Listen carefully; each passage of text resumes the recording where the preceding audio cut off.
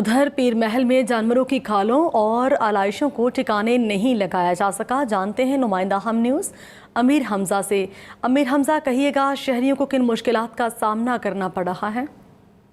शहरी जो है वह ईद की नमाज अदा करने के बाद सुन्नत इब्राहिमी की अदायगी में मसरूफ़ दिखाई दे रहे हैं। और जबकि अगर आलाइशों की बात की जाए तो आलाइशों को ठिकाने लगाने के लिए जो है वह तहसीली इंतजामिया की जानब से कोई भी खातर का इंतजाम नहीं किए जाए, जिसके बाद जो है वह शहरी खासे परेशान दिखाई दे रहे हैं। गली मोहल्लों में जो है वो आलाइशों के ढेर लग चुके हैं, जिसके बाद जो है वो बदबू और तफन फैला शहरी जो है वो खासे परेशान है। शहरों से हमारी बात हुई तो शहरों को यही कहना था कि तहसील इंतजामिया को चाहिए कि जल्द अज जल्द जो है वो आलाइशों को ठिकाने लगाने के लिए जो है इंतजाम किए जाएँ और डंपिंग पॉइंट में जो है वो आलाइशों को मुंतकिल किया जाए। जबकि तहसील इंतजामिया से जब हमारा मौका लेना चाहिए तो उनका यही कहना था कि तहसील भर में जो है वो 2 डंपिंग पॉइंट बनाए गए हैं, जहां पर शहरी जो है वो बआसानी अपनी आलाइशें जो है मुंतकिल कर सकते हैं। और जबकि तहसील इंतजामिया का जो अमला वो भी आलाइशें मुंतकिल करने में मसरूफ़ है। जी, पीर महल में तो कोई खातिर खा इकदाम नज़र नहीं आ रहे, लेकिन पेशावर में आलाइशें ठिकाने